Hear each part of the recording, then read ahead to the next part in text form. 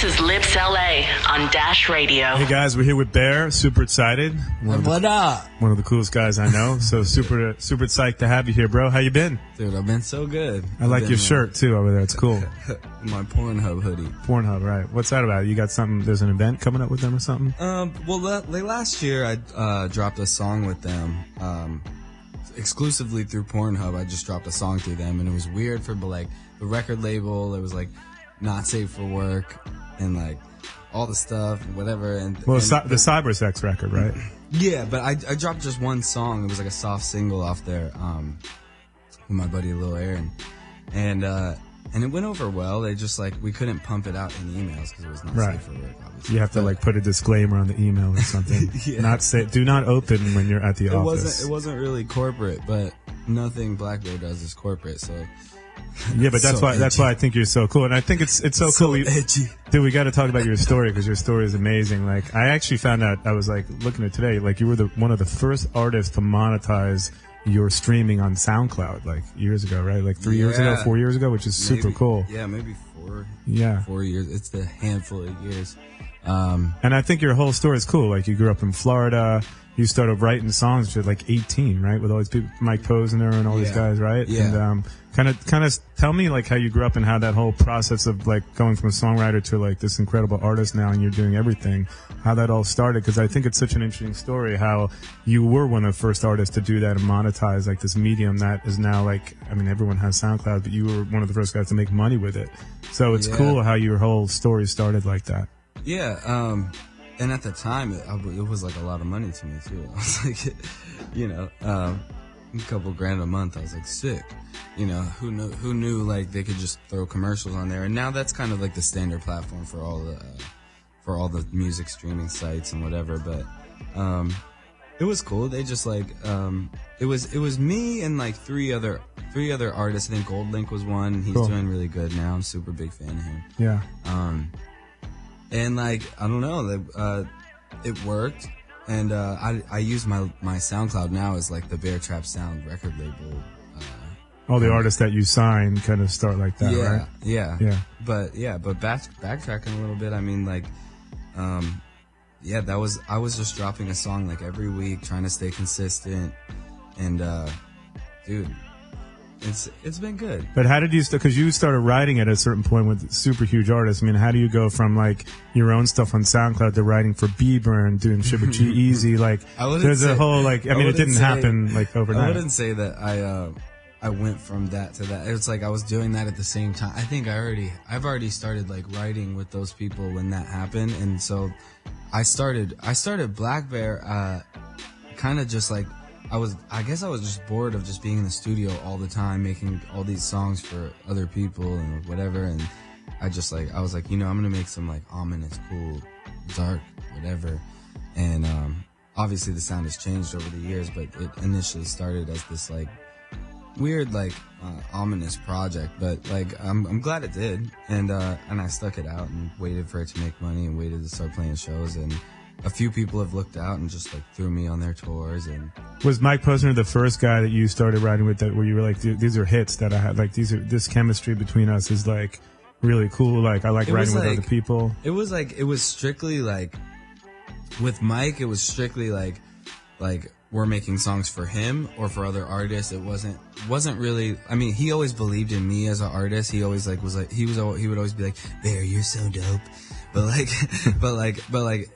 I wasn't really, that wasn't a business yet. Blackbear wasn't a business yet. Yeah. At the time. So I don't know. I guess he brought something out of me. Yeah. That's what it takes sometimes. It's cool. And now already we have this new single coming out, The One, right? It's already out, which is awesome. Out. And you're dropping a new record, I think Valentine's Day too, Valentine's right? Day. So tell us about that, because that's super cool. Like, we're excited about that. We're going to play The One in a minute, but tell us about that whole time. I mean, literally right now it's just a baby, and I'm on like song 3 or 4 out of like the 12 to 15 I'm going to put on there. But it's going really good. I mean, that's why the date's kind of so far away, because I'm kind of just zoning out right now. I'm writing and like just doing one-off shows or like club shows where I walk in and do 3 songs or like whatever it is, And the process of writing this record, because you used to write on the road a lot, right? So, and people don't know, because I've been on the road. There's a lot of downtime. You're sitting around. You're in that green room. There's like hours to kill, nothing to do. I used to like take those tourist buses and go around and just see cities. For me, it was like not the green room so much, just like sitting on the tour bus waiting to go in the green room, actually, because I would go in the green room like I don't drink or anything, so I would go in the green room like 10 minutes before I played, and for the whole day I would just be like riding on the bus and like kind of just with my team making like dumb songs or whatever. But the reason this album's different is because like I'm actually like taking writing trips, working with other producers. Cool. I'm used to producing like my own stuff. Yeah. I'm actually collaborating a lot. Yeah, who are you collaborating with? That's super interesting for me to know. Can't say, or can you say? We have a big long list of top collaborators, people we like want to work with and kind of want to work with us. There's Ryan Tedder. Cool. There's I want to work with Rick Rubin on this. Amazing. Pretty much just like the people I listened to growing up that inspired me, and now we all work on the same artist kind of thing. Rick Rubin would be amazing. Yeah, like he did Linkin Park. I just did Linkin Park. Cool. You know, before Chester passed, I did that, and when I'm you still write, really close with Mike too. Yeah, when you're writing songs, are you starting out with like a beat and then you're sort of doing the lyrics on top, like because I think the process of how I think that's how it's gone. My whole like I don't know, the Afterglow, my first EP for the SoundCloud stuff. I was like making the beat halfway, doing a halfway part, doing, you know, whatever it was. It's complicated. But now I'm literally sitting down and writing everything, like on a guitar or a piano. Oh, that's cool. Yeah. So the song should be like a little more structured. And I did that a little bit with Digital Drug Lord, not so much Cyber Sex. That was all just like trap beats, and I was just having fun on them. And you collaborated with like so many artists on Cyber Sex. Was there anyone that like any track that like this really stands out? This was an amazing collaboration. I want to do more with this artist, because you worked with so many people on that record. Yeah, dude. I mean, the list is crazy on Cyber Sex. 2 Chainz is awesome. Cameron's awesome. Rick Ross is awesome. My boy MGK is on there. A lot of just like my friends, which is really cool. And then, you know, even like the throwback, I had like Riff Raff and Paul Wall on a song. That's like, cool. You know, like so that was a fun album to do all those like featurings. But this next album, I think it's gonna be more so like, there might be a feature or two. I'm not sure. Be excited. Yeah, but it will be different. Different people, maybe the same. I don't know. And on this song, the one that we're going to play soon, is there a story behind it? Was there like an inspiration behind the song in terms of like how you wrote it? Was it like over the past like half a year, I actually like got completely sober. Amazing. Congrats. I haven't drank in years, but I just quit absolutely everything else. That's and like great. so the one is actually about it sounds like it's about a girl, but it's really about like it says the one who ruined everything. So it's pretty much like drugs and alcohol will ruin everything. So it's actually kind of a song about getting clean. Oh, that's cool. So we should definitely play that song coming up. So let's play the one, and then we're going to come back and talk to Bear about a lot of other stuff, because I definitely want to talk about the inspiration behind Do Re Mi and IDFC and all that stuff, because I think those songs are incredible too. So thanks, man. Stay tuned. Yeah, stay tuned. And here's the one, Bear. So we're back with Bear. Bear, what's up, brother? Great song. An amazing song. The one sucks. Download it, stream it, Spotify. It's on all the channels. Check it out. So, or don't. Or I think you should, because it's a great song. But we were just talking for a minute before that. You know, your imaging is so great, and for a while there it was like all pink, and I think you have an incredible fashion sensibility, and a lot of, you know, you're coming out with a lot of products and stuff. We were just talking about it, what you have going on in the fashion and branding space, which is super cool for people that don't know and want to learn about like how you brand themselves. So I think it's cool. Let's talk about it a little bit, because your Instagram, I was just telling you a minute ago, I see that like sometimes you'll start over, and you'll like, for when you have a new record coming out, there's a whole bunch of new re-imaging you do. So talk about like your inspiration behind that, because I think it's super cool how you go from, you know, you have almost 2 million followers, and then all of a sudden there's one picture, and it's like, what was the inspiration behind that? Like, was there something that made you just say, I'm going to delete the whole thing? I think I did this one time before, but it was a long time ago. It was like a few years ago, something like that. But like a little like rebranding, rebirth has never like killed anybody. I think like, I think there was like a bunch of pink pictures, and obviously the next album we're going like all UV highlight colors, like very like just like glow neons and stuff like that. It's gonna match your hair, right? That's yes. Right. But I think the pink aesthetic was really cool. Is there a way that you sort of settled on that aesthetic for the last record and the one before? Because everything on the Instagram was pink. For sure. And this one will be pink stuff too. It'll just be neon pink. Right. But really I'm like a super whiz kid, like nerd about marketing and stuff like that. And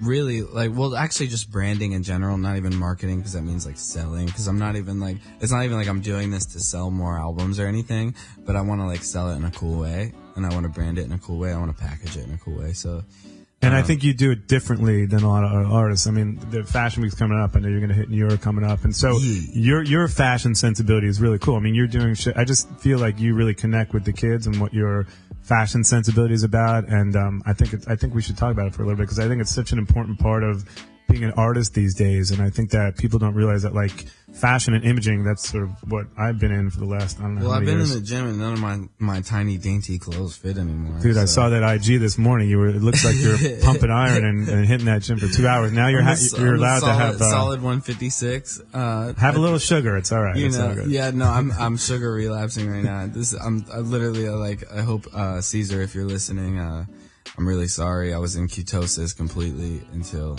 this morning. I tried that thing where you don't eat sugar for like a week, and I just couldn't do it. It kind of gives you like a headache, man. Yeah, but it works though. It definitely works. It does work. So are you bulking up? Because I saw you really. No, I'm doing a lot of lightweight, a lot of reps. Like I only bench like 50 pounds, and I'll do 15, take a break, 15, take a break, probably like 4 or 5 times. Well, whatever it is, you look pretty buff in that video. If anybody tunes in, they'll see it. So also the workout clothes kind of trick people, I think. Right. Like I think they make people like look more buff and whatever, but. Well, it was working because I noticed it for sure. But let's talk about, so you got you were talking about you got all these crazy ideas coming out for like your own products, your own branding this year, right? So, because I was just telling you how we were talking about Kiss and how they put their name on like toilet paper and coffins and condoms years ago. And it was, I think they were the most successful band in the history of merchandising. So I was like, where's it gone now, right? Like where people are branding themselves and getting into their own clothing lines and doing pop-ups and using social media to really sell their stuff, but organically where it really works. So I know you're really into the marketing of shit, like, you know? like when I really like a product, like there's this new CBD drink Vibes that's out, and we're gonna do a blackberry ginger, I think, you know, and which is cool. I mean, like it's just like it's my own little flavor that I'll like promote a little bit, but I really just want to drink it. And what does CB do exactly? Because every time I go to buy one and then I look at it, I'm like, I don't want to drink that because I don't want to be like stoned or something. No. I mean, like I said, I'm sober. It completely like. Well, I also deal with like chronic pancreatitis from drinking years and years and years ago. But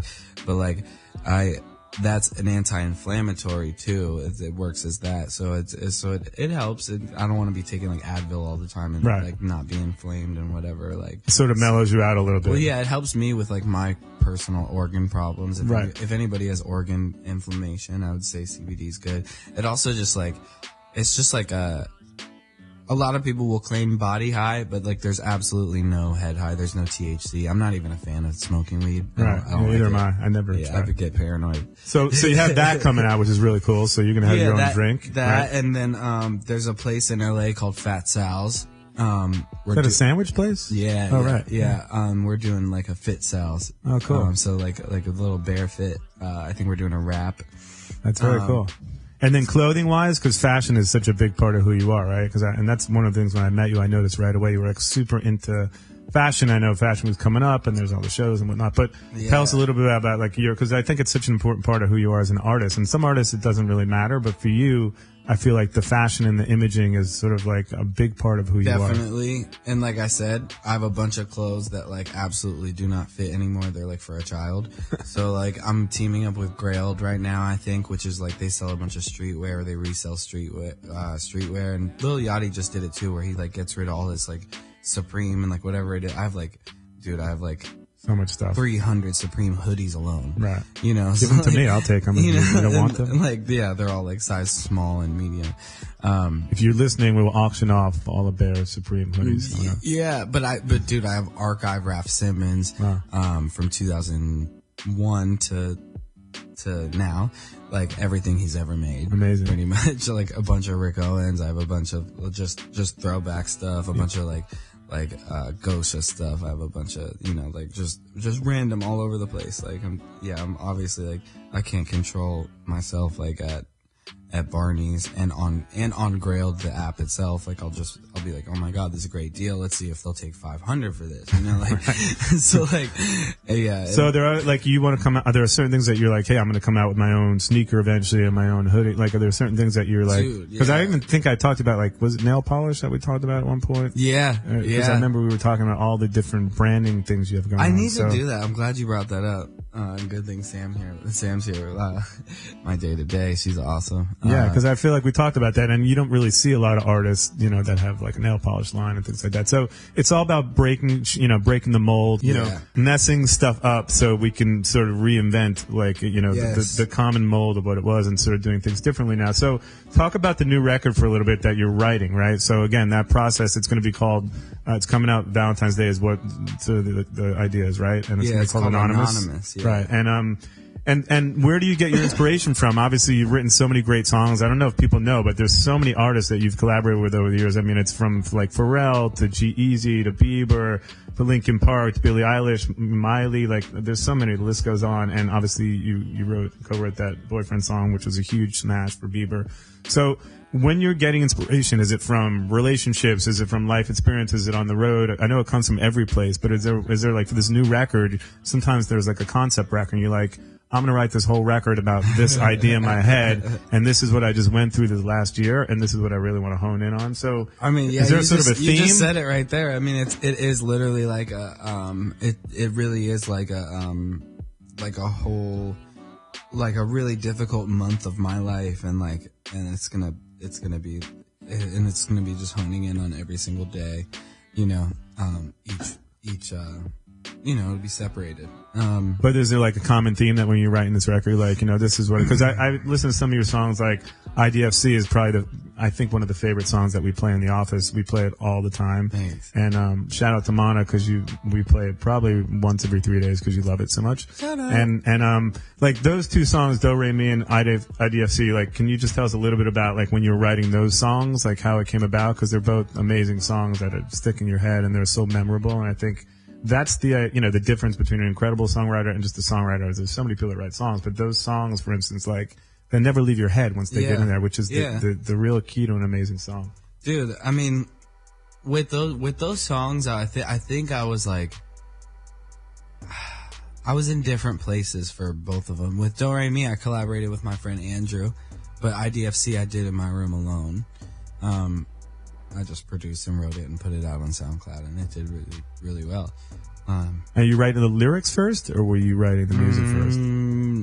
I think I had this like awful piano riff, and I was like, okay, I'm gonna just like chop it up or whatever. So I reversed it first, and then I was like, oh, that sounds sick, and I just sang pretty much like the verses over that reversed piano. That's why it sounds like when you start it, So that's how that came about. It was one Halloween night that I just like decided not to go out and like party and like whatever, and so it's definitely set the mood. And like, dude, I'm all about vibes. I'm probably gonna travel a lot for this next album and just record in different places and whatever it is. I want to go to Italy.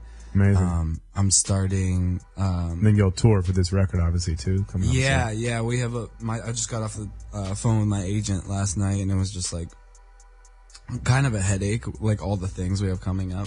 I'm like, hey, do I have time to also like make my album as well? Right. So yeah, we have a bunch of shows coming up. And for you guys who have not seen Bear, I mean, I checked you out at Coachella with Todd Moskowitz, and it was amazing. I mean, it was like one of the greatest. Everybody was so into it. I think you were actually performing opposite like Beyonce or something at that time, and your stage was packed. And then I know you did Lollapalooza too. So, yeah, Lolla was awesome. Yeah. Coachella was like super sick. I mean, we had a quartet that came and played with us, like the violins and everything, the cellos, and then we had, I think it was like 18 plus video screens for Coachella. Cool. But Lala was sick because I had pyro for the first time. Oh, wow. So there was, I think we had 46 hits of fire. Amazing. So my guy in the back was just like, all right, here's kind of a hype part. Boom. Like he was hitting like every. You just got to be careful where you stand, right? You don't wanna stand I had a tape line, and I was like, please don't fire that thing off. Before I got on stage, I was like, please don't fire that thing off. Like near me. Yeah. But it actually was way hotter than I thought it would be. But it was awesome. Yeah, so go check out the live show for sure. And a couple other things. We're going to play Do Re Mi and IDFC in a second. But I also want to talk about, your record label and the artists that you're signing too, because I know that you've signed a bunch of artists over the last few years. So any artists that are working with you now on the label side that you're really excited about and pumped about? And yeah, man, I'm really excited about Stalking Gia from New York. I sampled her on my song "Wish You the Best," so that was her song, and that's kind of like I was just in love with that song, and I think I found it because I think I was single at the time, and I was on the app Raya, the dating app. Yeah, and I know that app well. I'm on the board. And every girl, like, dude, like 9 out of 10 girl songs for like a whole month was that song. I was like, this song's sick. Like, this is great. Like, this is sick. And like, I don't know. I really, really liked the song. And I figured like, if all these girls love it, they love it too. You know, like I'm not just like the weird guy that like loves this song. So I sampled it, used it on Digital Drug Lord, cool. which by the way just went gold like 3 days ago, Amazing. which is sick. And I had her in the studio to come lay background vocals on the song, and dude, like, and I was just like, this girl's like, her personality's awesome. She's such a sweet girl. She's from New York? Yeah, Italian girl from New York. So we want to all follow her. What's her IG? Is she got? It's Stalking Gia. Stalking Gia. Okay, so follow her. Yeah, she's awesome. And so her album's coming out in September, I believe. Right. Do you think, with the state of the music business these days, because I always talk about this with artists, I mean, do you really, is it about the singles, or is it about releasing an EP or a record? I feel like good music. Yeah, but I feel like if you release like point, amazing like, singles, like we did, we work with a really big artist, I won't even say her name, but she was so famous and she had only released like 3 singles and not even a full length at that point. And I was like, wow, I've never seen that happen years ago. You used to have to release like full-length records, and now the whole game has changed. Well, I remember as a kid buying CDs. CDs nice. And I was buying CDs, and like I remember like my parents would be like, you only know one song on this. Why do you want the whole CD? Like blah, blah, blah. And I used to always think about that. It's like kind of a weird concept. It's like I really like, but then I would fall in love with like the other songs, like the what do they call them? Like the B-sides or whatever. Yeah, the press forward songs. The album tracks. Yeah, the album filler. Yeah, as the we fillers, call it right? in The the fillers, biz. right. And like, but I grew to like love those songs or whatever it is. But I mean, nowadays, like, whole projects are so important. I think like you can put something out that's like so many songs and not a lot of singles, like Frank Ocean's Blonde or something like that, and it just be an amazing body of work. Like I think Malibu by Anderson .Paak is such an amazing album. Such great like instrumentation, or like a huge inspiration for this next album I'm doing. And like he had, I think one like radio single, Come Down it was called, and like but dude, like I play the whole album from front to back like 3 days out of the week for sure. Wow. I gotta check it out. I actually don't even know it, but I'll check it out. Yeah, I've been doing it for like, it's been out for it's been out for, it's not too new. It's like 5 years old. Yeah. Okay. Yeah. But I'm really into a bunch of like albums right now that I don't know if there's like singles on them, but they're like just great albums, like Blood Orange new album. Cool. So he's awesome. Do you think that rock and roll in its current state is sort of like dying or dead? Because I feel like it's a strange time. And you're looking at it. Yeah. This is rock and roll. This is the new rock and roll, right? Sorry. Yeah. Well, I know you like Death Cab for Cutie and some of those like Benjamin like Gibbard. I'm supposed to be working with on this album. We'll see. Yeah, so those I already said too much. So those are artists that are like, I'm really interested. So those are like those kind of artists you like. Obviously, that's sort of love. Yeah, so that's cool. But I'm a rare. I think we're rare. Yeah. Like I don't know. Like the people listening right now, they might be like Googling like Death Cab for Cutie. You might know the Postal Service. Yeah. Or they know it. I don't know. It depends. Like if it's a hip hop, like any rock person is probably gonna know it. Any alternative person is gonna well, know I think rock is like it's rock. morphing into this strange place now. So yeah, but it's, everything's a crossover. Yeah, I went to. It's funny. I came home the other day and the Foo Fighters were playing downstairs in my apartment, and it was like literally like there was like 100 people watching them, and I was like, "What happened?" Like the people. I don't think people knew about the gig, but it was like a pop up gig. But even that concept of like pop up gigs is kind of interesting, right? It's like people announce as like a flash mob or like, hey, we're doing a concert in 10 minutes. It's kind of an interesting way to promote these. Well, with social media now, like it works. Like I ran a rally with Mike Posner in New York like 20 minutes before, and like 500-600 people just showed up at this park that we were at with signs, and like they looked like they were about to like kill the witch. Like, so because that's an interesting thing I want to touch on before we go. So in terms of like where culture is now in social media, right? The way that bands and artists market themselves is completely different than people marketing themselves years ago. So from how you started to now, right? Because I remember like MySpace. I don't want to age myself, but that's where I at started. some point I was on MySpace. Sorry. But so where it's at now, it's like, again, everything can be done through social and the traditional ways to market records. I think it's pretty interesting. I mean, if you're a new artist and wants to start out and you're like, man, how do I get to people? You know, if it's good enough, people sometimes find it through whatever. Yeah. I mean, nowadays, like if it's like, it's really hard to hide a very good song. Right. People find it. It's very, very hard because like people like me will find it and reblog it on SoundCloud. Even still to this day, I do that. Definitely. Or if you go to soundcloud.com/beartrapsound/likes, you're going to find a bunch of gems in there. Oh, because cool. It's all my like liked tracks. Oh, that's very cool. Yeah. So that's what we should check out for sure. Yeah. I mean, yeah, like, and I loved it. That's like my own personal way of A&Ring as well. Like, and yeah, I look at the charts a little bit, but like more so, I follow a bunch of cool kids that reblog a bunch of cool kids, and like if you have a great song, I'm probably gonna hear it through either my brother, who's like a super analytics guy. He's probably on his computer listening right now. What's up, TJ?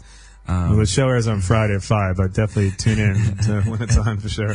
But yeah, that's super interesting. So that you discover stuff in a bunch of ways, and that's kind of one of the ways. So that is a cool thing. We're going to check that out because I want to hear all the tracks that you like, your hidden gems that you don't know about, so. Yeah, it's interesting. It's fun. So cool. So thank you so much for coming by, bro. It's Thanks, been awesome. Scott. Yeah, I'm super excited. You're a good guy. I'm excited for this year with you, which I think there's a lot of really big things to come. We're going to play Do Re Mi, IDFC. We heard a little bit about the stories behind them, and we might even end on Boyfriend, a song that you co-wrote, which is a massive song too. So check out Bear. The new record's coming out in February.